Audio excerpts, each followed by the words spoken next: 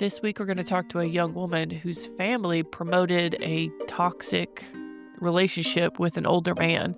I'm talking decades older. She was 17. Although the relationship starts out nice, as they always do, it turned into a volatile, horrific relationship that she knew she had to get out of, but she couldn't find an out because her family was supportive of the relationship. Unbeknownst to her, she kind of reached out over a platform called Discord. Now, she was just being factual in something that she was doing, but somebody read between the lines and asked if she needed help. Now, usually when people do this, they don't have any follow-through, right? But in this instance, there was immense follow-through, and she was able to get out of this toxic situation and is now redefining herself in the community, and she's trying to complete her education and be a contributing member of society. Whereas before, she was smothered by an abusive family in general, not only the man that she was in a relationship with. And so I'm proud of her that she was able to find the grit to continue on, but her story has a lot of turns in it that, it's freaking amazing that she was able to get this far. And thank you to the people that are out there that are just doing good and not expecting something in return. It's a story we don't usually hear, but without giving way to more of the story, here it is. For reference, you got to know that my mom and my dad had a 30-plus year age gap. So, yeah, that kind of age gap for my family isn't super unheard of.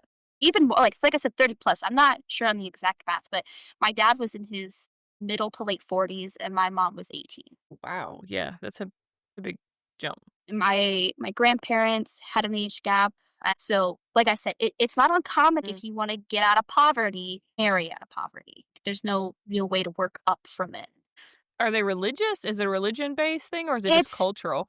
It's cultural. It's weird because when I shifted away from my home area and I found out that that's not the norm. I very much that was amazed you? I didn't know.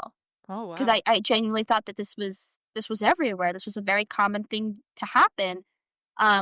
But so the man I ended up getting with, he was friends with a man that my mom had been dating off and on since before, how old? I must have been 4, 5 years old, not very old at all. And so I grew up with his best friend kind of on the outskirts of my life because my mom's boyfriends are many and interesting. And so I knew of him kind of on the outskirts. You'll hear a story, a name will pop up, and when you come from an area as small as I do, names are just kind of always popping up in stories. So I ended up spending more time with my mom. My mom lives in the next town over, and I'm just, I ended up getting out of a relationship that wasn't good, and I go to a Halloween party, and I keep in mind, I'm my birthday is in July. This is October. So I'm fresh 17. Yeah.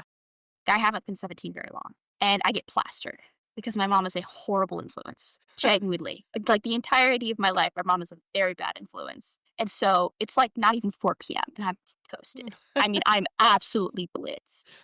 On what? Were you drinking Everclear or the really bad UV blue and lemonade. Oh, yeah, that was 17-year-old stuff. At this point in my life, too, I was drinking pretty heavily. So, it was not a insignificant amount of booze. And so I this day's very fuzzy to me because I got blackout towards the evening. Yeah. But, my mom goes and introduces my ex-partner and goes, this is, my boyfriend's friend. And I'm like, oh, hey, nice to meet you. I'm drunk, so I'm very boisterous. And we're talking, and he's he went dressed up as a superhero character, and I know how to do SFX makeup. And he was talking about he wanted some done. I was like, okay, that's cool. I don't have anything to cut it though. So you usually use tiny pair of scissors, snip, snip, snip. He just hands me a pocket knife because it's inches away from his eye. Yeah, I'm a drunk 17-year-old girl. So I cut it for him. We're adding fake blood. It's all gory. We're hitting it off because, like I said, where I'm from, being in a relationship with someone that much older than you isn't out of the norm. It had never really even occurred to me, and besides him, I had been in several other age gap relationships, which is... And how old was he? I want to say at this point he was in his late 30s. Damn. Yeah. And so, like I said, never really occurred to me. Yeah. And I had been in other relationships, whole other concerning problem at that point too. So it was like, whatever, flirtation, let's hang out, let's talk. We both like Marvel. We both like, comics. At this point I was still playing Magic. Like, let's nerd out together. Let's talk about Yeah. video games. And I guess about 7 p.m. is where I in fact lose all memory of the night. Don't remember anything else. But I've been told that at one point I tried like taking his belt off or something. And like I guess that was a cool party trick. I like took his belt off with one hand and nobody was like, hey, we should like put the 17-year-old to Yeah. bed. Yeah. They were all just like, ah, ha, ha, this is so funny. I almost fall into a fire at one point. So like we ended up exchanging social medias. And so we ended up like just kind of talking throughout the week. Like, not a big deal. Just, hey, how's your day going? And then I think like 3 days later, we find out that somebody had shown up to the party with COVID. And everybody but me got sick. Oh, shit. It's like 9 people. He ends up getting really, really sick. And I feel so bad because I'm the only one who did not get sick. Mm-hmm. And so I want to bring him tea, because he's having a lot of like upper respiratory issues. And it kind of sparks something that then begins to snowball because I end up getting kicked out of my house and I'm 17. At this point, I don't even finish my sophomore year of high school. The highest I have accredited in school is halfway through a freshman year worth of credits. To this date or then? Yeah, I'm currently working on it, but yeah, that's the highest my schooling goes. I So, was gonna say, well, it's you're obviously highly intelligent, even with your cadence of speech and the vocabulary that you've used thus far. I mean, obviously, you are I'm very I'm intelligent, so I hope I'm that you well do finish it. spoken. I'm just Uh-huh. not um I'm not up to the level I need to be for Latin portions. I am halfway through my GED. I'm very proud of that. Yes. Um, but now that we're into the more math and science, I find myself Mhm. really struggling. But anyways, I get kicked out. I end up moving in with my mom. Now me and my mom have a really rough relationship. I don't even talk to her anymore. She doesn't know where I am. I won't do anything with her because she's a pretty bad opioid addict. Do you remember her when she wasn't an addict, or she been an addict? I don't remember a time in my life where she was continuously sober. Shortly after she got out of prison for burning down an apartment complex in Canada, she was sober for a couple of months. I've kind of come to terms with it.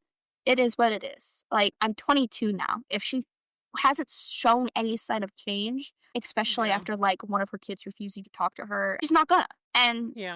addiction is a disease, but if you don't want help, you're not gonna get help.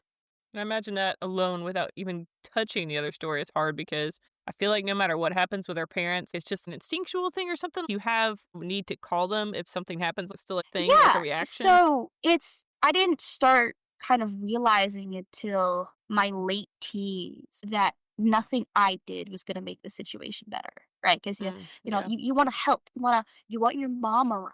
Yep. But when the bridge is constantly burned, there's nothing you can do. And so when I moved in with her during my late teens, it's rough because we're living in the same roof together. And I also hate the way she treats everybody around her. She constantly lies.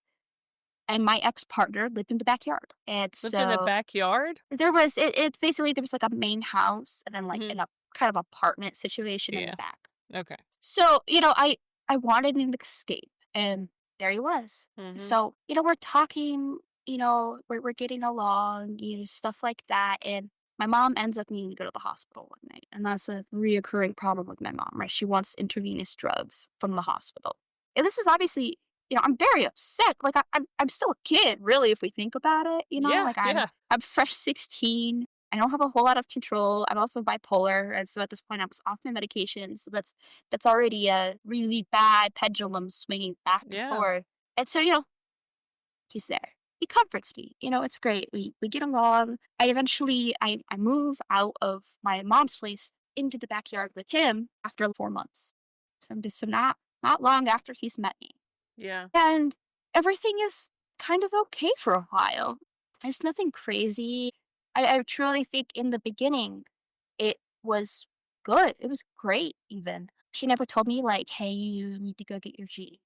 Hey, you need to go get a job. He was pretty, like, happy with just, like, having me around. And I was pretty happy with that, too. Then, not even maybe a month after that, we start looking for houses together. Shit. Yeah. Says he wants to buy a house. And so we start looking for houses together and we find this house. It's my dream house. I love it so much.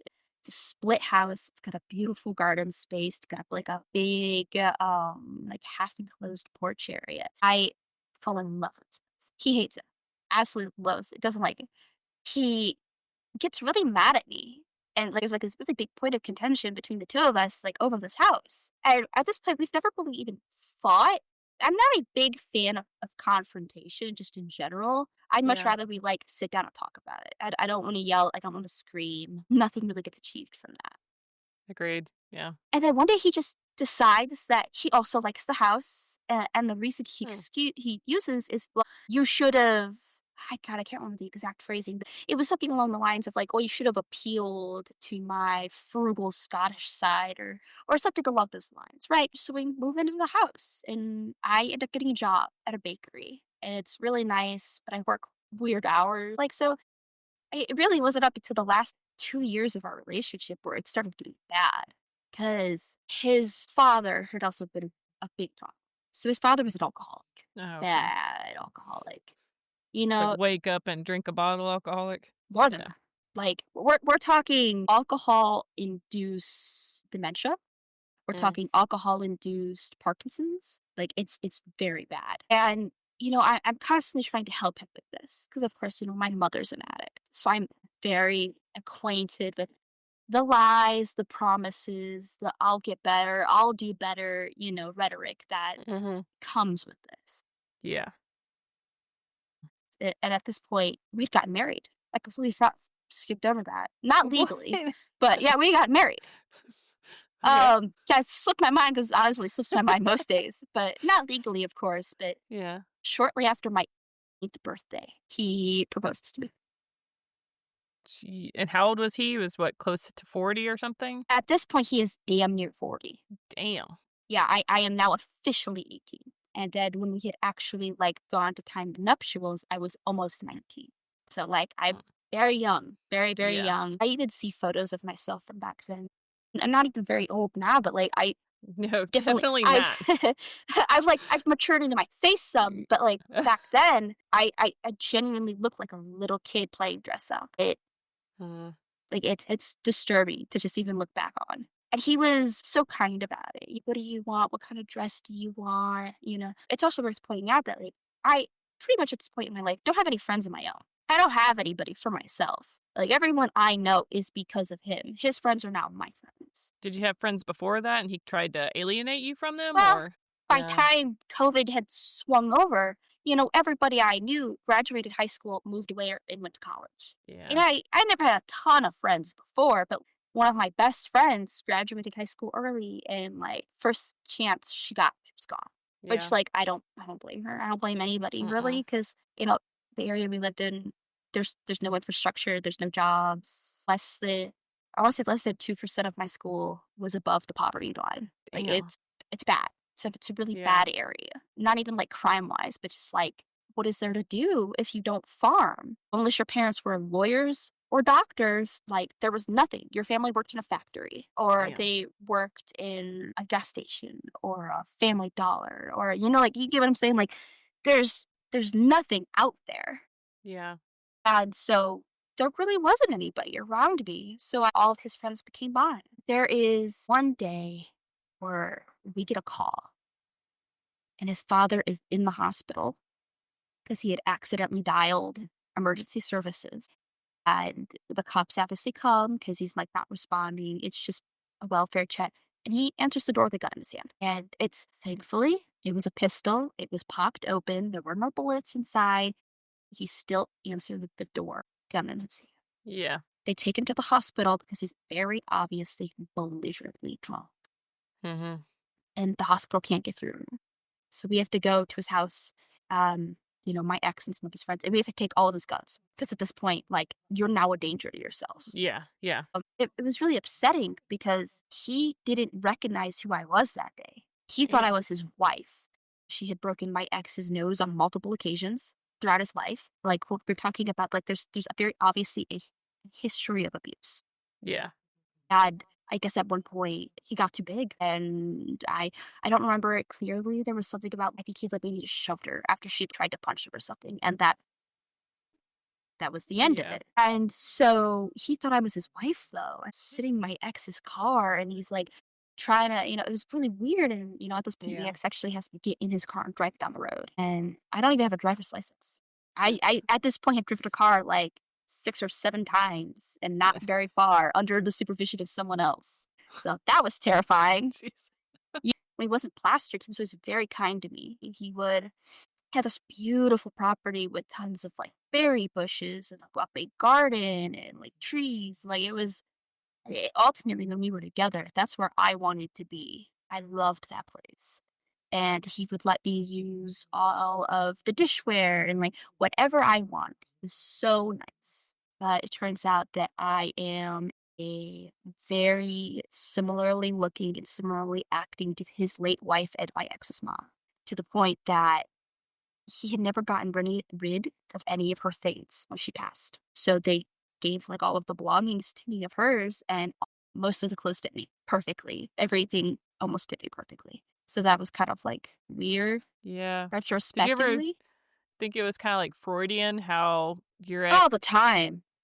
All the time. Like, this was actually a conversation, like, me and him had even had, where I was listing off the similarities of him to my dad and then me Yeah. to his mom. Because before I was very old, I must have been 1 or 2 years old at this point. My dad used to party with all of my mom's friends, too. My dad was a very big Mm. partier in the scene.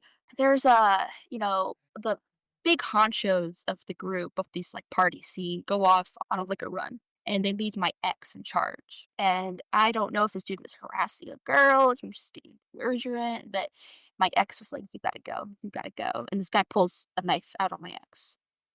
And Mm. I guess my dad was also there and pulled out another knife, flicked it open, went over my ex's shoulder, gave it to my ex, and went, "There, now it's even." To give you a fucked up like Yeah. idea Yeah. of like even just the age difference, that like my ex hung out with my father Yeah, before I had even hit puberty.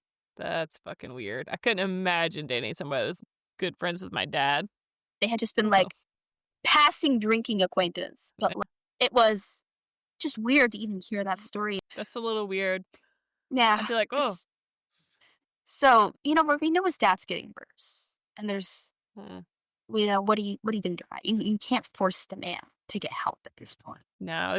People have to make their own decision to do it. As much as people they love or will care for them to try to help them, nobody can help Yeah. anybody. And this is a bit of fucked up retrospective irony. So because me and my ex don't get legally married, we just get married by word and service, Mm-hmm.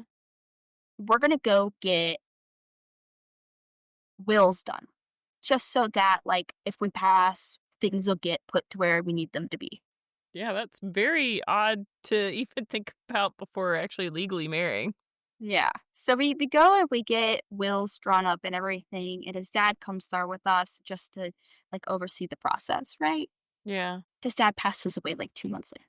Oh shit. We don't hear from him one night. And Mm-hmm. we're like, it's weird. He calls us every night. Maybe he's just having a good night. And then we don't hear the next morning or the next afternoon or the next evening. We're laying in bed together. He's like, I think there's something wrong. And I'm telling him, maybe your dad just like is having one of his moments, Mm-hmm. Do you want to head out there tomorrow and check on him? We have a tenant, farm tenant, because my ex owned a lot of property, or his dad did. And so we were like, hey, are you in the area? Can you go check on him? And he's like, yeah, yeah, yeah. And so he gets there and he says, he pounds on the door, opens the door, the smell hits him. He calls us back. He goes, I'm gonna call the cops for a wellness check. He's not responding. Mm-hmm. And there is this scent of decay in the house. We're just fuck. At that point, like, you're not sending EMS. You know what's going on. You send cops, you send Yeah. coroner.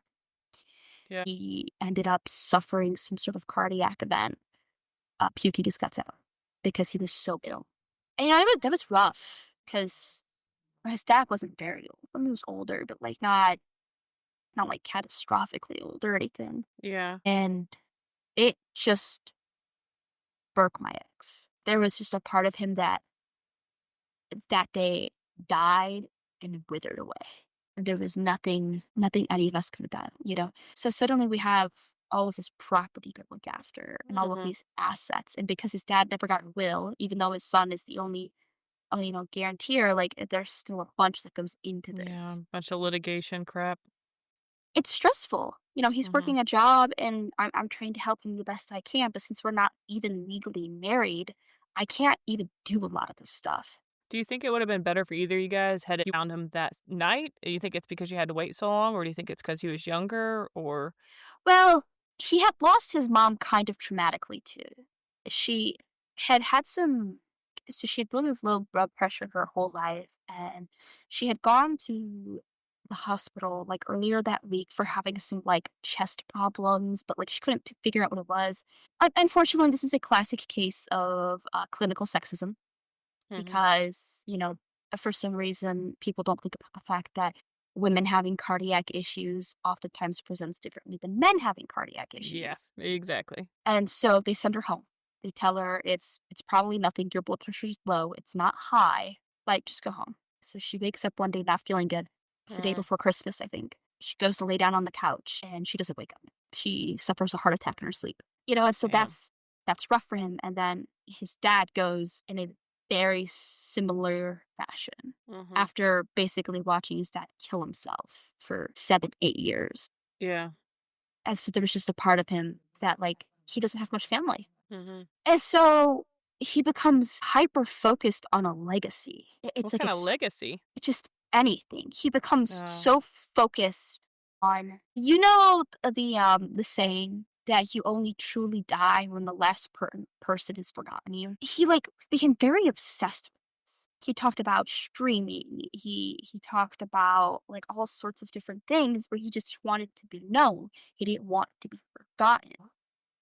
We're trying to have a baby at this point, and it's becoming increasingly hostile in our house. His temper is getting incredibly worse. We're fighting. Well, he's arguing at me. I'm just kind of not engaging. Yeah. So So it what becomes there wasn't much before then, though? It was just, like, normal normal. discussions and stuff?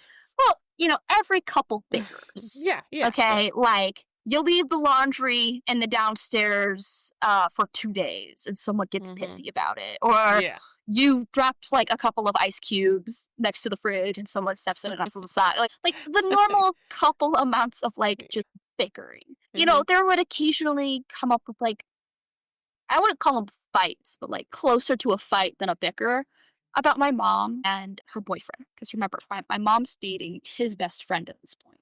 Mm.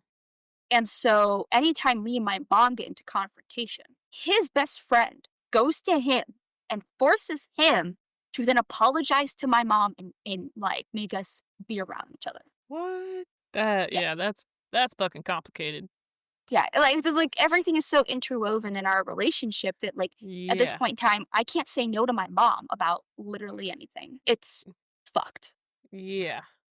And, tensions are starting to rise. And I can literally pinpoint the exact moment our relationship fucking broke, which was the way our house was set up was so it was like this living room, a Mhm. connecting room, and then our bedroom. And the hot summer was just stifling that year. It just was like it was muggy. It was wet. It was Mhm. ridiculous. And so we're setting up fans periodically throughout the house to kind of keep airflow moving. Because we don't want to open windows. Obviously, it's just gonna make it worse. Yeah. I had placed a fan. There was a bed, like a TV stand chair, and I had placed it kind of like off center to keep the airflow moving. And he was like, "No, I want it this way." And I was like, "Well, why? Like, it's fine this way." He's like, "Well, no, you got to do it this way." And I'm like, "Why? It's fine. Like, it's not Mhm. hurting anything. It's not gonna tip over." And he grabs it's one of those box fans. So he grabs the box fan and Yeah. like rips it forward. It forces the TV forward and it smashes against the bed frame. Yeah. He grabs the TV, pulls it up, and throws the whole TV. Shit. Yeah. I'm not doing this. At this point, the most he's done is like maybe cage me against a wall. And so I'm gonna walk away. I go in, I shut the door to our bedroom, I go sit down. I'm trying so hard not to cry because I don't do well with especially male violence or Mhm. violence in general. It's just I don't tolerate it. I'm walking away. You have your fucking tantrum in that side of the Yeah. house. I'm not engaging. And I'm sitting in the bed and I'm gonna give him some time to cool off. And then we'll figure it out, right? He comes in the bedroom, sits next to me, and goes, yell at me. Not even saying anything. He goes, yell at me, get angry at me, hit me. And I'm like, I'm not engaging because I'm not gonna do any of these things. He keeps Yeah. repeating it over and over. Eventually I start crying because like I'm upset. You just broke the fucking TV. Like what is wrong with you? He doesn't apologize to me. And Do you think that's that he wanted you to do that because that's what his mom would have done if he was little kinda thing? I think he wanted to feel better about himself. Mm. I truly think in his mind, if I reacted, if I was crazy, I was screaming at him, shouting, hitting him, throwing things at him, then it's reasonable, Yeah. right? Yeah. Violence has met violence. Mhm. So, but because I refuse to rise to the bait, and I am kind of notorious for having infinite amounts of patience, and it just gets worse. Just gets worse and worse and worse. And we're sleeping at different times because I Why? don't I don't want to be in the same bed as him. And So there's only what one bedroom in our house. what caused that? Like, what was the moment where you're like, "Okay, we're gonna sleep at different times now because 'cause I'm scared Well, enough of it you?" it wasn't even intentional. It was like, do you know when you're like sitting in a car and you're Mhm. driving on like the interstate, and all of a sudden the rain starts coming down heavier and heavier, and you can see it approaching from the distance, and you Mhm. get that kind of like gut, like, oh, I don't like this. I need, but you have to go through it. You can't just, avoid it 'cause you're on the interstate. You're in one direction. Yeah. That's kind of what it felt like at the time. I grew up in a really abusive, violent family. It was not uncommon for my family to fist fight each other. At one point, my aunt, whom I love dearly, she's the best. She took custody of me at one point in my life, raised me. My mom tried butting into a conversation slash fight between my aunt and my uncle, and my aunt, one arm, whipped a full size cooler out the front door at my mom. She just whipped it. And that was normal. It was commonplace. Violence is not unusual.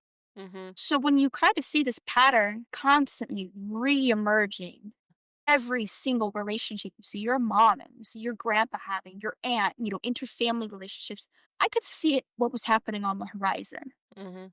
But I truly thought this was part of the grieving process, right? Oh, you Like thought it was because of his dad dying? I thought he's just in anger right now. Unfortunately, it's the shit all battered women say to themselves, right? Mhm. He's stressed. He's tired, works hard. There's a lot else Mhm. going on. He loves me. He wouldn't mean to do it to me. And Yeah. it spirals. I couldn't even tell you the amount of times that like I was backed up against a wall or he would get in my face screaming at me, make me feel worthless. I'm having Mhm. a panic attack so bad at work, I pass out and I smack the back of my head on a concrete wall as I go down. Retrospectively, I realized like I was having a nervous breakdown. Mhm. And I couldn't in my own house. I'm constantly being threatened. I'm constantly being intimidated. I don't have anything going on outside. My family's all telling me what a great guy he is. Like everyone's telling me stuff that is so contradictory to what I'm seeing, what I'm dealing with. Did you try to tell them and they didn't believe you, or did you just not correct them Well, because 'cause you're like, "Well, shit, if they believe it, then maybe it's just me." I broached the conversation with my grandfather where I'm like, if I had to stay with you for a little while, if I had to leave him, would you take me in? If you heard that sentence, what would your mind immediately jump to? Wait, something fucking serious is going on. He responds back with, well, all couples fight. You guys get over it. Yeah. And so I'm already freaking the fuck out. Okay. Mhm. Yeah. I'm losing it. My sense of reality is being severely warped around me. And so the person I love and hold dearest to me as a familial member, I go to them for help, kind of like trying to be sly about it. And they basically like look at it heads on and go, no, you just need to get through it. I lost a part of myself, but I truly don't know if I'll ever get back to it. Like it's so fucked up. My trust in everyone around me evaporated. I stopped hanging out with people. I start sleeping, like I said, at different parts of the day. I'm staying up all night on Discord, hanging out with people, trying to just numb it all. I start Mhm. drinking every night heavily. I'm just trying to just something, anything. 19 at this time, or how old are you? I am 20 at this point. Okay. Okay, 20. Damn. I'm losing, like, I genuinely don't think I'll ever reach that point again in my life just because of the gaslighting and everything else. And the problem is sometimes I feel like an unreliable narrator because my brain, because it's so fucked up and I was Mhm. so fucked up, has now just taken whole sections of the year and erased them. I don't remember them. Yeah. And so, Do you like, remember, like, the emotions, though? You know how, like, sometimes you can remember, like, "Hey, I'm fucking scared of this for some reason, but I don't know rage, why." rage, lots of anger. I stopped eating. I was losing weight. I was on the fast track to also becoming an alcoholic. I was smoking Mm. pot constantly. Yeah, yeah. I'm not surprised there's so much of my memory just gone from that year because It's I'm not probably a even, like, good thing that aware, it right? Yeah.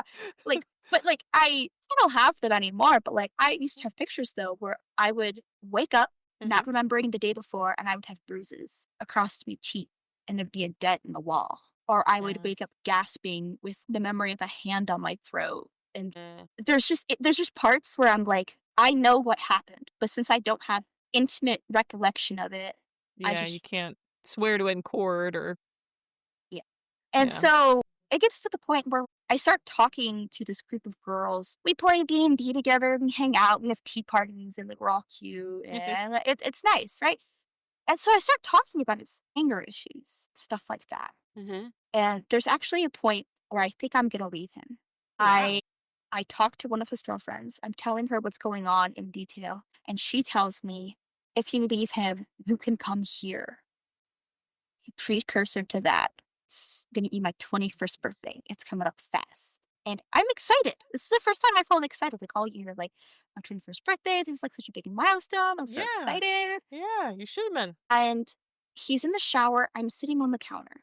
And we're talking about what I'm gonna do for my 21st birthday. I didn't want anything big, right? Like, I just wanna go hang out with the girls and drink.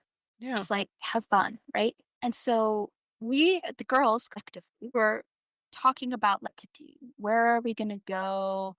Yeah. And we kind of come to the conclusion that the two that live in the same house in, like, a town and a half over, but, like, that'd be a cool place to drink. There's tons of board games. There's a whole room dedicated to D&D in that house. So that's the place, right? We bring this up to my ex. He fucking freaks out. He loses it. Why? Says that her husband is like a womanizer. He constantly flirts with women, blah, blah, blah, blah. I'm Mm. not being shitty when I say this, for the record. I truly am not being shitty. Don't care This if you man wanna be is shitty. this man is 600 pounds. Okay? He can Mhm. barely walk. He does not take care of himself. I'm not crawling up on that. That's not for me. Yeah, yeah. Like, Not what you know you what? not what you want. If his wife wants that, kudos to her. It's not my Mhm. particular pie, though, so I don't want to bite. And also, Yeah. like, do you think so lowly of me that I would cheat on you? In the early stages of our dating, Huh. I had inquired about previous partners.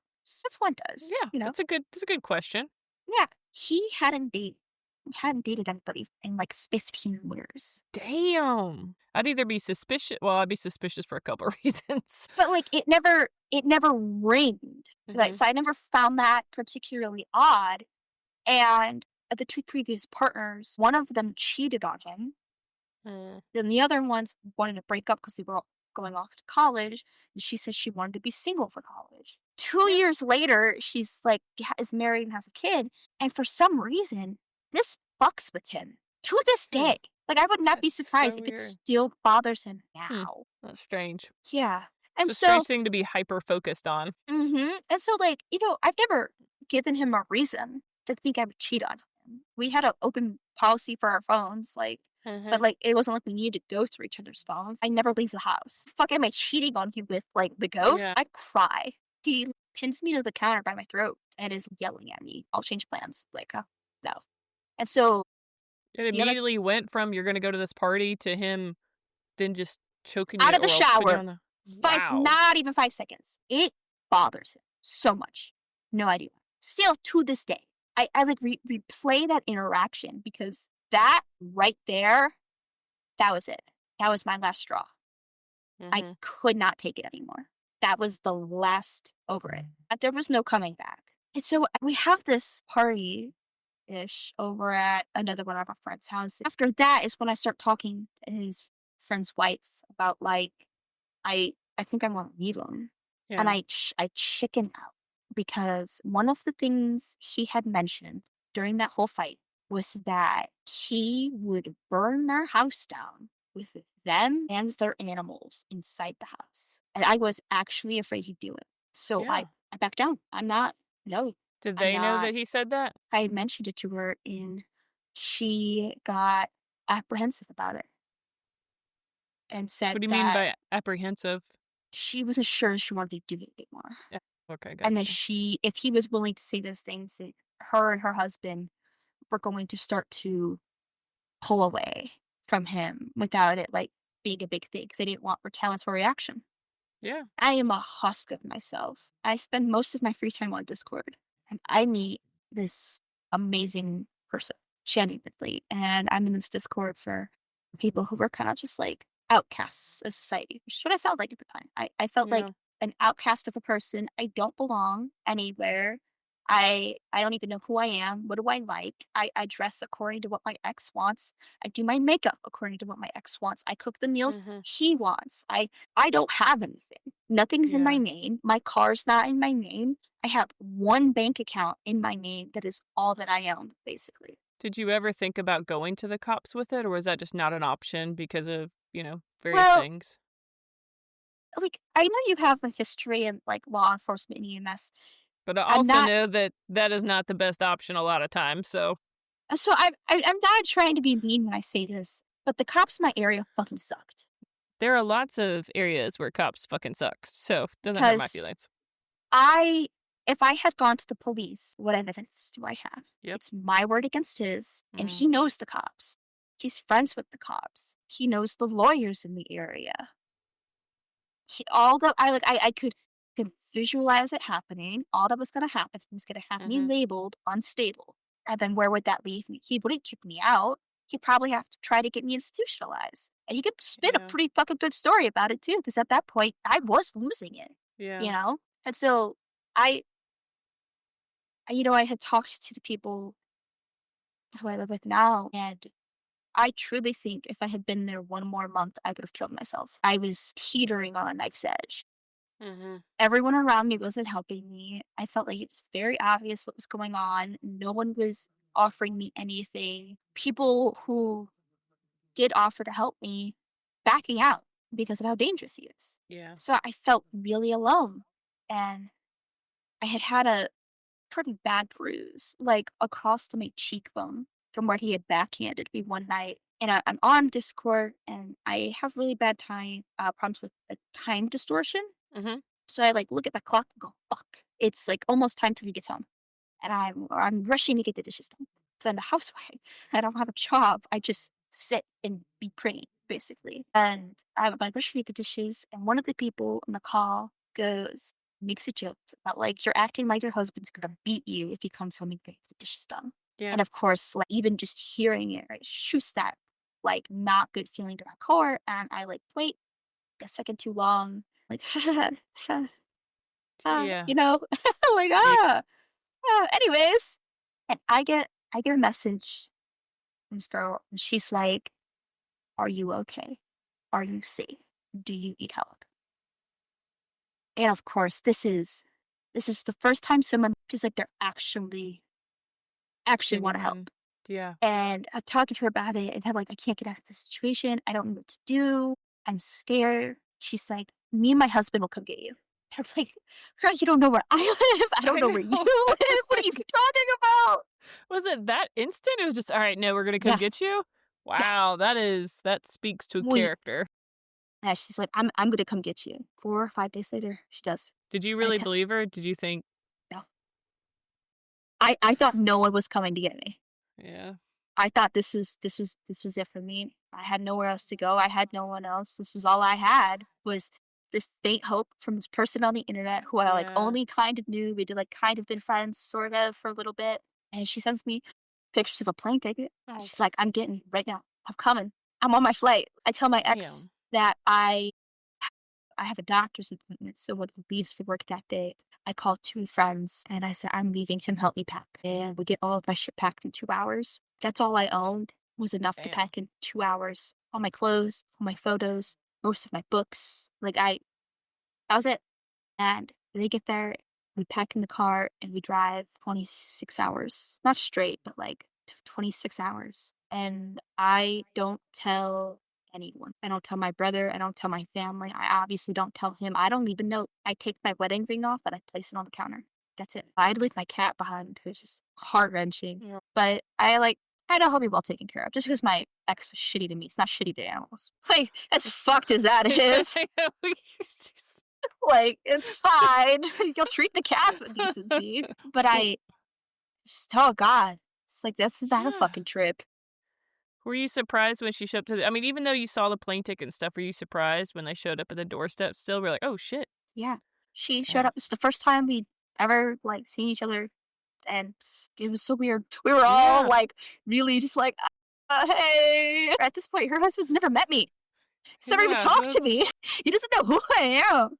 I heard that restores so much faith in humanity. And I imagine for you, I imagine there was some untrust or distrust the entire time. Well, part of it, because I'd still be like, if that was my whole environment up until that point, I'd be like, yeah, this is cool, but what are you hanging over my head? Why are you doing this? So, that'd be where I'd be at.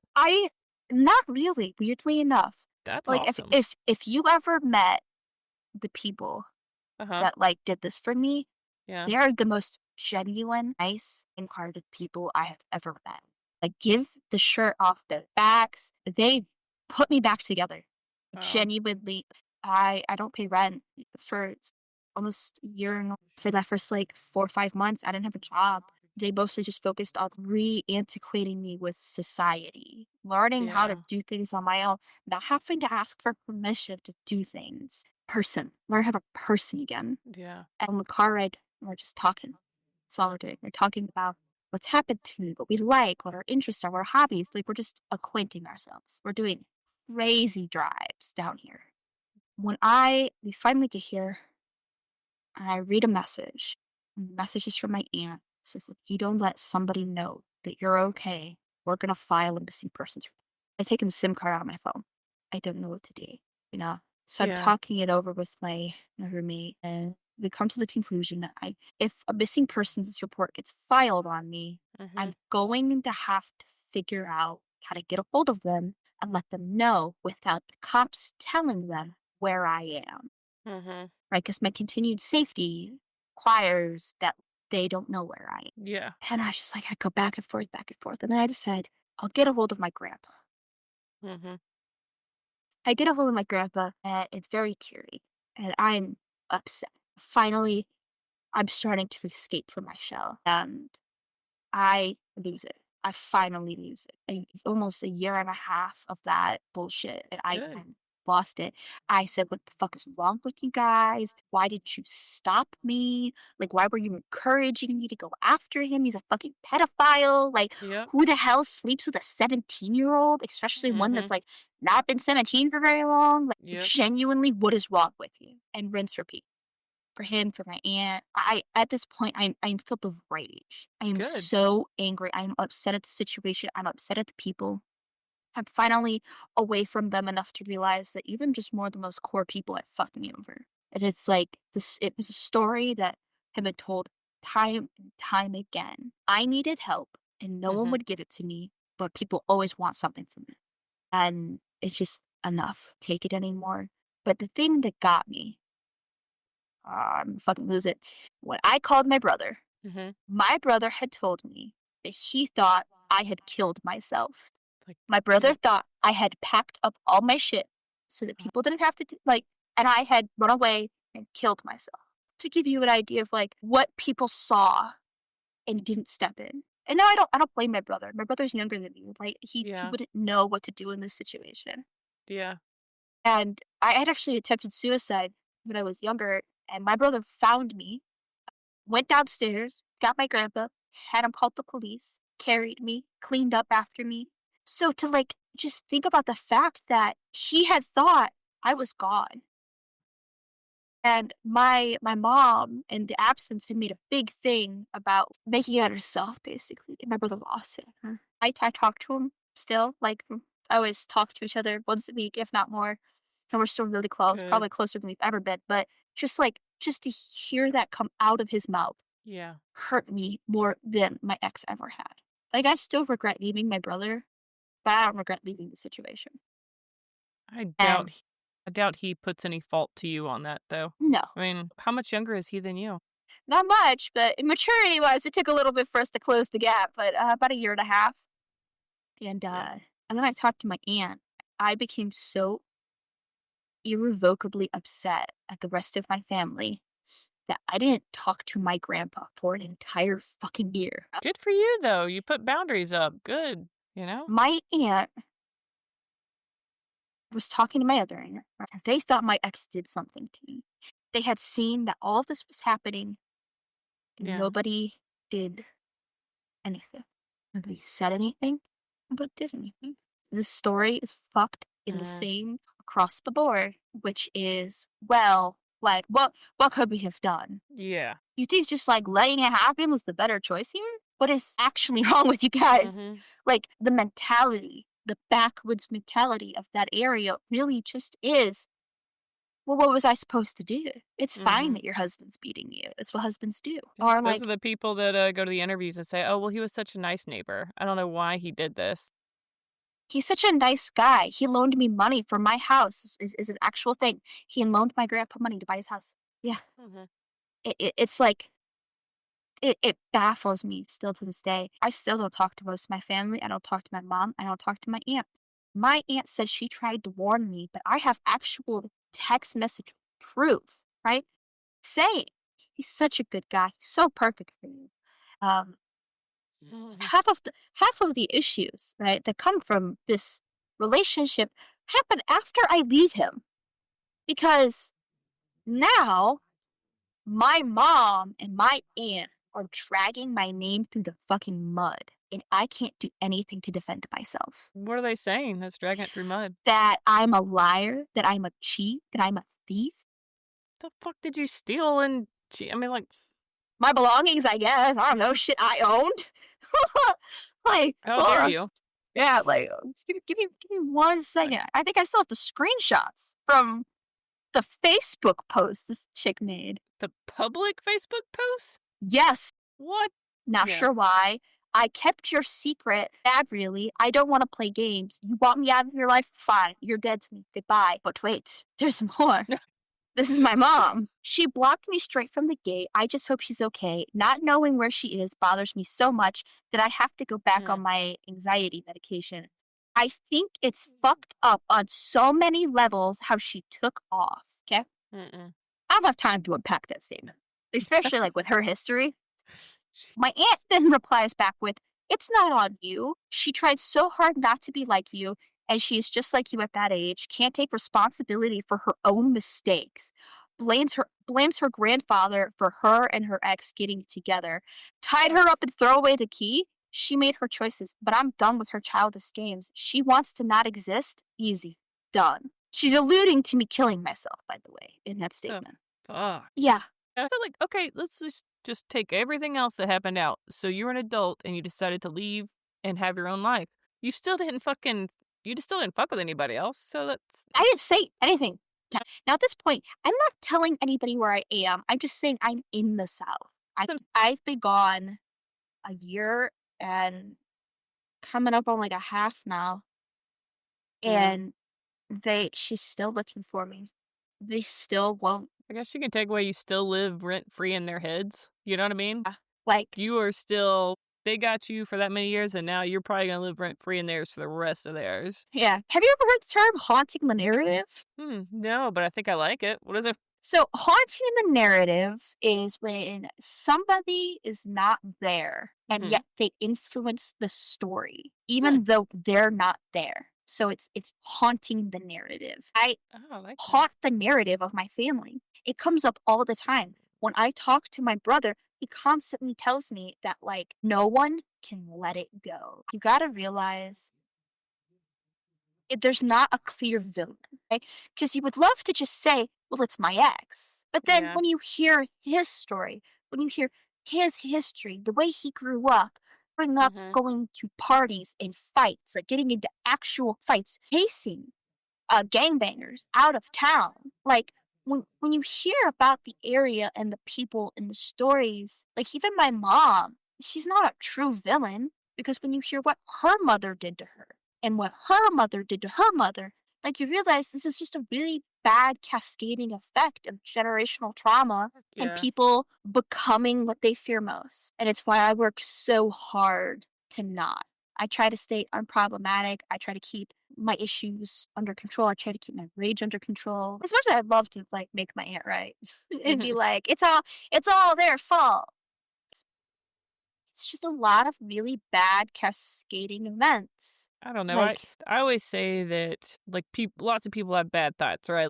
Somebody pisses me off, I'd love to punch him in the face, but the thoughts aren't what make you fucked up or make you the villain. It's the actions because of those thoughts. You know, you actually have to be cognizant enough to make that action and make it happen. So I think you decided not to, and it sounds like you decided not to, but you got family members that decided to put it into yeah, action and do the bad thing. So I mean, no villain actually thinks they're a villain, right? They always think they're the yeah, victim or the bad or the well, mostly the victim. yeah. So I Well, don't know. I I mean, mean, it's when you really think about it though, like nobody is pure evil. I don't Nobody know. is I've met a couple. Huh? I think there are people who are fucked up and Mm-hmm. I think are not right in the head, but I Yeah. don't think anybody is truly evil. I think circumstance and biology can make you more susceptible. But especially in my case, right? My ex, I think the evil thing he did was sleeping with a 17-year-old. But when we were in the early stages, like he definitely cared. He took care of me. He encouraged all of my hobbies. He was very nice to me. And he was great in the beginning. Most people are that try to manipulate you. You know, what I mean, and I'm only saying because I am about his age when all this stuff happened, right?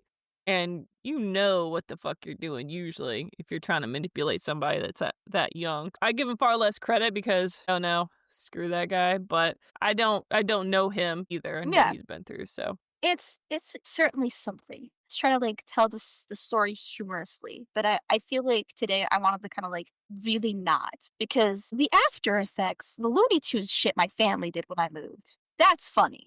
He's never gonna find anybody else. I really don't think so.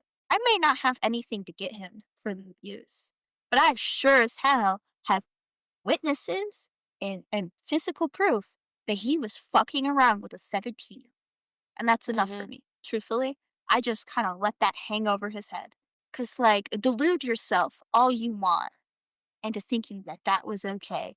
But at the end of yeah. the day, I was a kid in a bad situation hmm who didn't know any better, and you took advantage of that by pretending to be my savior. Yep. And so, if that is what gets you through your day to day, I hope that house is empty. I hope that house feels empty.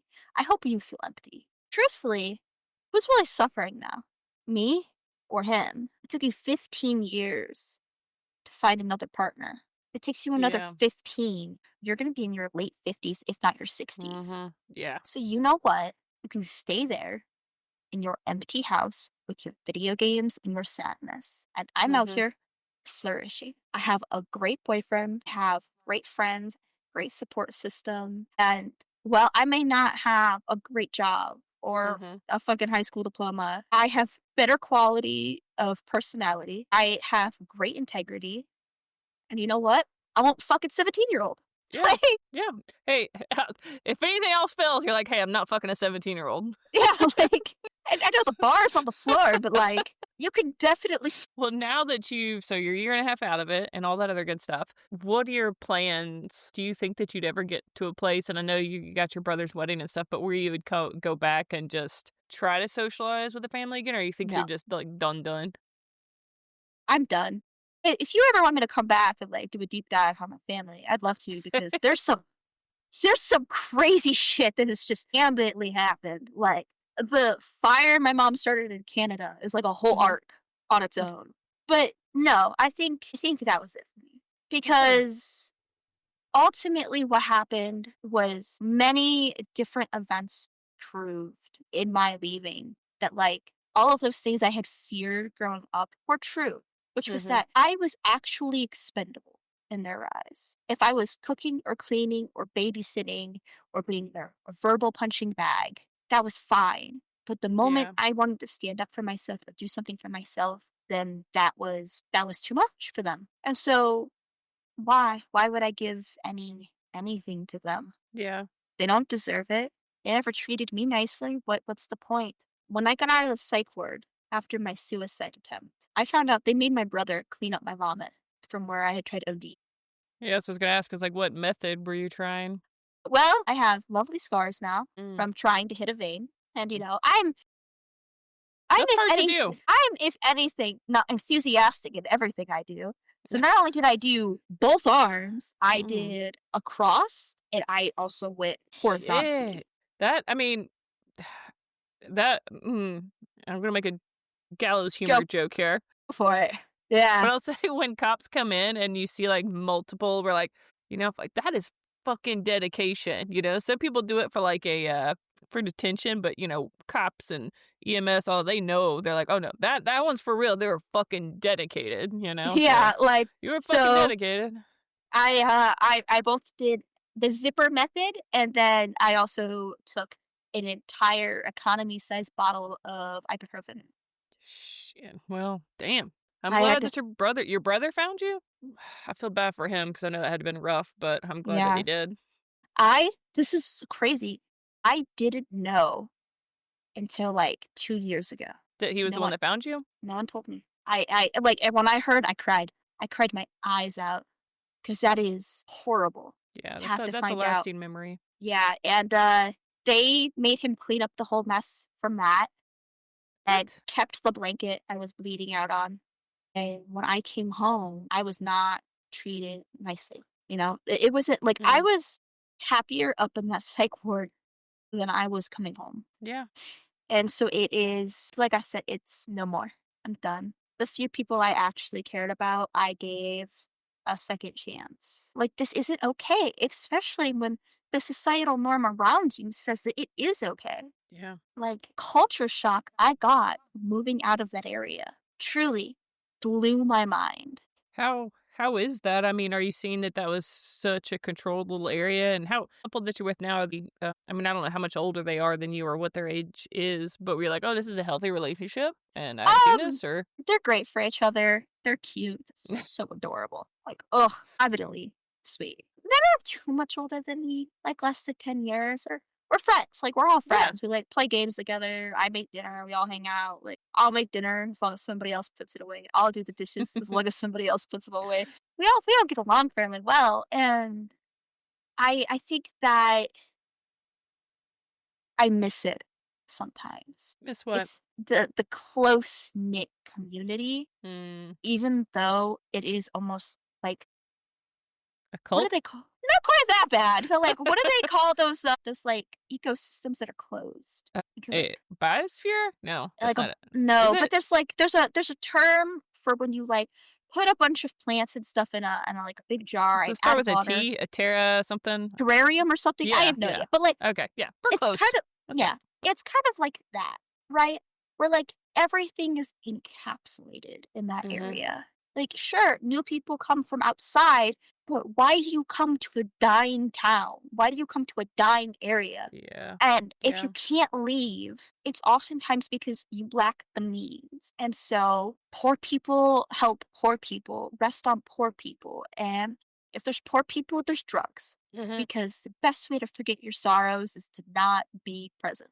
And so that plays a big contributing factor in a lot of the mentality around there. And if you want your daughters or your granddaughters to leave, you encourage them to, you don't, this is fucked up, but like, you don't tell them to marry for love. You tell them to marry for money. Be pretty, Yeah, dress nice. It's okay if you look a little slutty at 16, 17 years old.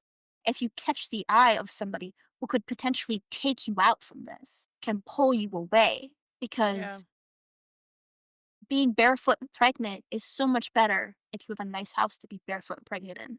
Women don't really aspire for your girls to do anything crazy, right? You aspire for them to be mm-hmm. mothers. I'm finally like now at 22 kind of feel mentally put together enough to go forward, to start over fully. I have the highest true completed level of education I have is 7th grade. And, to give a testament of like how much nobody expected me to succeed, my high school called my grandpa and asked if I'd be coming back. He said no. And that was it.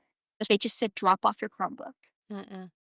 Like, I want to go to college for education. I want to teach kindergartners. I love Yeah, kindergartners. that's what I was They're going to like, ask. I was like, what do you want to do now that they're the you've got purest options? little humans. I love them so much. They'd say fucked up shit, but like it's funny fucked up because they Yeah, don't know yeah. better. But like, starting from nothing is hard, Mhm. especially when like everyone I know is leaps and bounds ahead of me.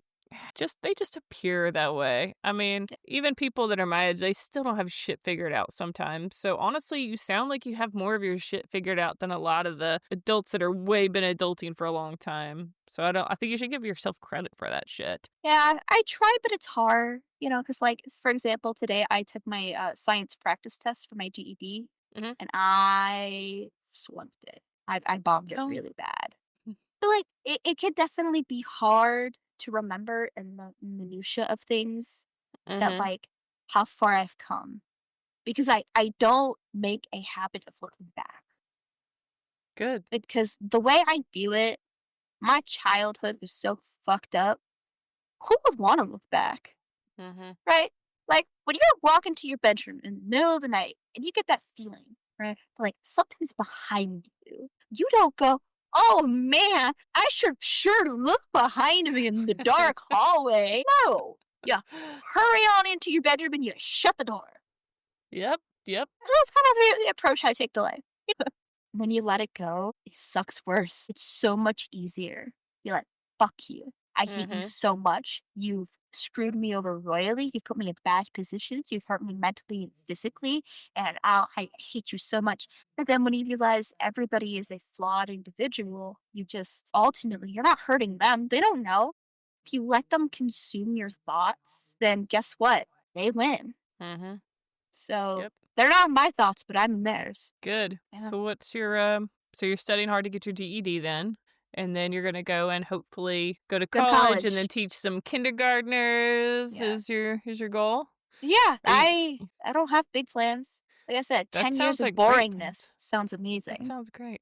Everybody thinks big plans is like, ooh, famous or do this or do that. It's like, no, no, happiness. Happiness is should be everybody's plan. And it sounds like you're working towards it pretty damn good. I want to be content because sometimes content is pain. You can be content with a situation, but if you're Yeah. happy about a situation, it takes up more. And Yep. I think I've lived so much of my life already catering to the happiness of others that I don't even Mm-hmm. want to cater to my own happiness. I'm just content with it. It's like whatever. Bad situations happen, and I just let it go. I don't even like. I give myself 24 hours. I say 24 hours to be upset about it, and then I'm Yeah. done. Because Yeah. like at a certain point, why bother? Like okay, but like at the end of the day, you could have been married to a sad, chronically overweight magic player, Mm-hmm. okay, with a receding hairline. And if I told him he had a thinning hairline, he would spiral and fucking lose it. I would oil his head so that it would look fuller. Okay. Are we allowed to talk about like really not safe for work topics? Not safe for work? What do you mean? Like None of this podcast is safe for anything. okay, because this is like explicit. Oh no, yeah, So we go into some pretty bad shit on this thing. yeah, he had like a really bad porn addiction. Oh, okay. Well, I feel Really like bad porn that's addiction. what's really bad. So, do you know what grip syndrome is in men? Grip syndrome? Can I Death grip guess? syndrome? Yeah, go Is it for where it. you grip onto your dick and then you can't let go of it? No. So, Damn it. I was so hoping that was you're it. you're getting close. So, death grip syndrome is Uh-huh. when you use so much pressure when you're jacking off Uh-huh. that's the only way you can come. So when you have sex with somebody, you can't come because What? you need an intense, tight pressure. Oh my god. I wish I'd known this. I could have used this against so many people just in jest. Now you know. You Now I still have know. chance every Damn it. day. I am friends with some fucked up individuals, and it's rare that I get taught a new term like that. So thank you. You're welcome. Yeah, death grip syndrome, and he had it bad. He was Wow. he would talk about, like, why haven't we had a baby? And half the time he couldn't even fucking come because he spent 15 years with a porn addiction, whacking his shit like he wanted it off his body. That's hilarious, dude. That's such a shit way for nature to get back at somebody for having a porn addiction. Yeah, do you know what's actually and take one guess about how you fix that too, by the way. Dude, 'Cause I it's have funny. no idea. I It's have no idea. retroactively funny. You can't beat it at all. For like how long? How long does it take? 6 months to a year. Shit. Because So basically what you have wait. to do is you have to allow sensitivity to come To back. return. You gotta basically hit the reset button on it, and the only way you Damn. can do that is by just not touching it. So asking for a friend, right? Yeah. Is there something that's like that for women? That'd be Yeah. similar? Yes. What? Yeah. Dude. So I'll kind of educate myself, apparently. so no idea. vibrators obviously pose the biggest Yeah. problem. If you Oh, set that a makes sense. if you use a vibrator on a high setting too Mhm. often or for too long, you basically can damage the nerves in the being, and What? you can cause yourself to lose sensitivity in it. Holy shit. I feel like this should be put on fucking billboard somewhere. Yeah, no, it's Hmm. I am a very big advocate for like common sense masturbatory practices. Yeah, that makes sense now. Like you can also I think the big problem is with the difference between men and women with that kind of like action is like okay, you don't really got anything to grip as a woman, Yeah. right? Yo, well, I don't know. I've seen some women doing some searches. They had Yeah, something to grip. well, hey, it's so much easier to like as you're getting closer, I think as a guy to just like, your body starts to tense. And I think that's a lot Mhm. of the issue. And when you're a porn Oh, addict, yeah. you're beating it. Like I Mhm. think my ex would beat it sometimes like 4 to 5 times a day. Oh. As a late 30, early 40 something year old man. I really And I imagine damn. since I'm not there, it's gotten worse. Yeah, like, I was gonna say, I wonder what the average is now. I don't know. I think it's once, unless you're like I think it depends on age because I think like early 20 Yeah, that something makes year old sense. men tend to like, you know, Mhm. high Yeah. testosterone, you're coming into your body, you're just leaving puberty. Yeah, that makes sense. But I think it's like That's probably a once lot. to maybe twice a day, but like 5 to 6 times a day consistently. Mm-mm. Because hey, you know what? Some days maybe you're like, I'm feeling it. Yeah, some days. It's a bad Like day, you gotta make it better. I got accidentally dosed with ecstasy one time. That was horrible. That was terrible. So, like, I can understand, like, how one day you might be like, "All right, well, set the timer." Yeah, I like it how if men hear this part, they're immediately, "Oh, shit, that's a thing? How many times do I do it a day? Is this" Yeah. Well, like, inciting panic. I wanna put it out there for the Educational. record that, like, it's fine if you whack off more than once a day.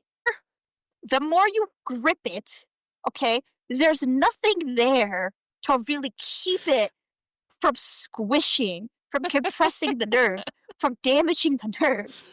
So just, like, think about your penis like a straw with a bunch of ground beef covering it, okay? Be safe with it, alright? Treat it special. You don't have Okay. to beat it, it's connected to you. Mhm. Shit. Why are you pulling on it like you wanna pull it off? I'm not gonna be able to think about a dude's dick without thinking about a tube of meat, ground beef.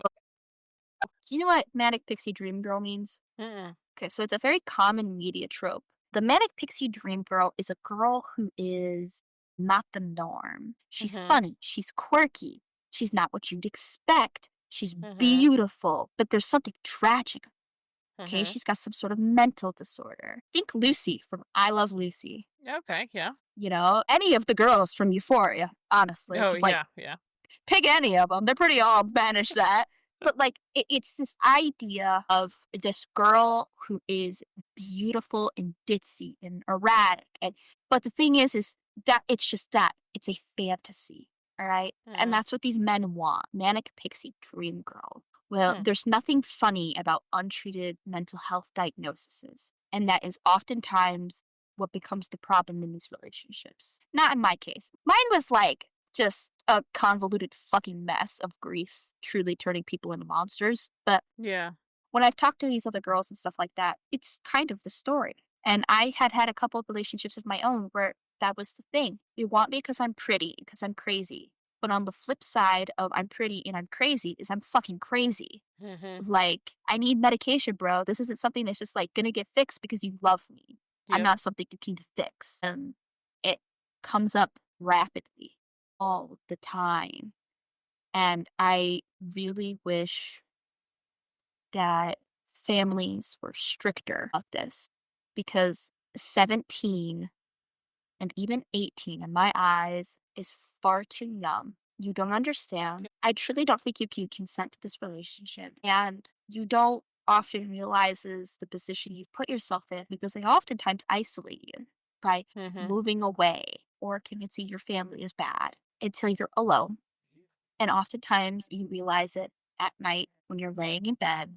You miss your family, you miss your freedom, you miss things you never got. I miss graduating high school. I miss what it would have been like to go to college with my peers. There's a lot of things I miss. And when I talk to other people who had situations, we always talk about they miss being able to trust. It's bad. And it's bad how often it prevails, you know? Even the one he threatened to burn their house down with them in it. They turned their back on me and they chose them. So when I tell these girls that I talk to these girls, like I'm speaking from experience, at the end of the day, the only person who can save you is you. And sometimes that's in the form of accepting a helping hand, because this is my case. Sometimes that's in the form of just understanding that, like, pack your car, leave. I am very, like, when I speak to anybody who is in a domestic violence situation, I always say the exact same fucking thing. If you're still actively in it, it's gonna suck. Pack your shit. Go. Don't stay. Because it doesn't get better. I tried to stay because I truly thought once he got over his grief, it would get better. It doesn't.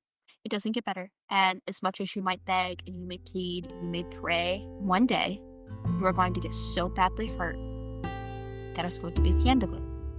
They're not going to feel sorry. It doesn't matter how many times they say, I'm sorry, I'll never do it again. No matter how many gifts they buy you.